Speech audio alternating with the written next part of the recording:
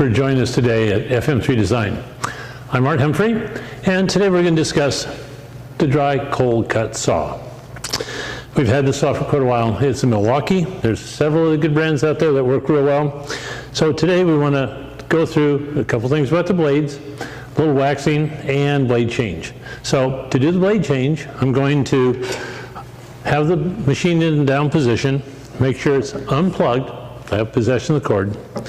And I'm going to take and remove it. Now on the Milwaukee, there's a button in the back. You hold in, locks the shaft so that you can actually remove the blade.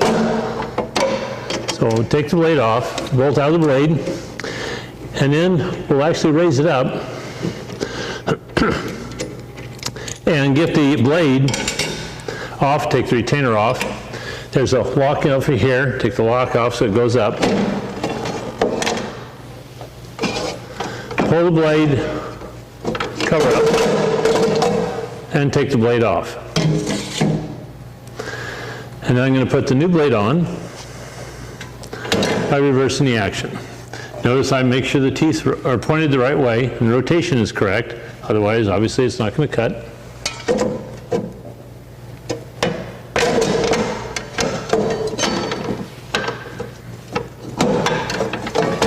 Put your retainer back on.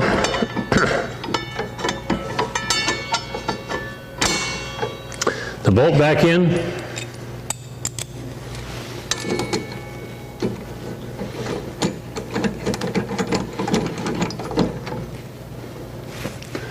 And then pull it down so it gets down here a little lower so I can get a hold of the button a little easier. And then proceed to tighten up the bolt. And when you're working with fairly thick material, you should make the bolt fairly tight. I'm going to raise it back up, and I'm going to wax the blade.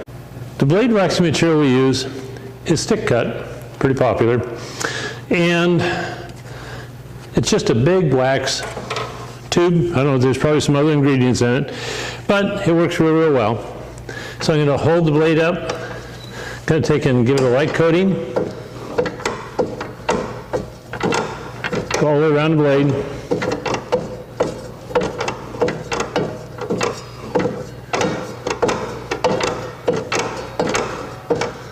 And be sure to do the other side too. Only going to do one side for time. Now, the blade that I just put on was a 72 tooth blade. A 72 tooth blade, teeth are a little bigger, typically used for heavier materials, more towards the idea of like steel, 1/4 inch, stuff like that. Now, the one I have here is a blade specifically designed for aluminum. That's when it was on, we just took off. It needs to go get sharpened.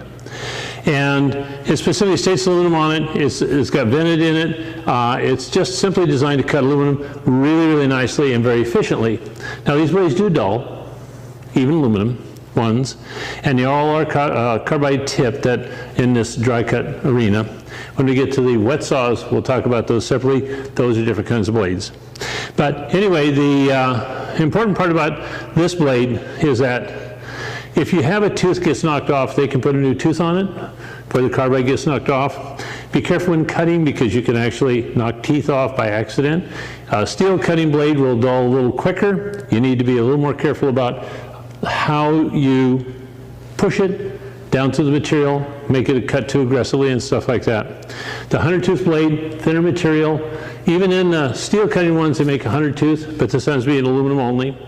And we do a lot of aluminum here. So that's hopefully a little more explanation of what we do. Now, when it comes to sharpening blades, we send ours off to Desert Cutting Tools here in Phoenix.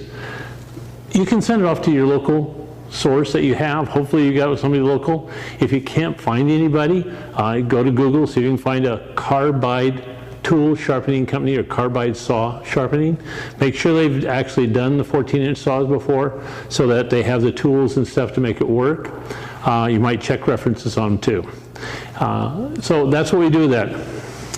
Anyway, the 72 tooth or larger tooth, heavier material, and the 100 tooth and more is for finer material. Also too, be sure and wax both sides of the blade because the wax helps the blade run cooler and carries the chips out a lot more efficiently and keeps it from binding. So I guess that's about all we have to cover at this moment. Thank you for your time. We'll talk to you soon.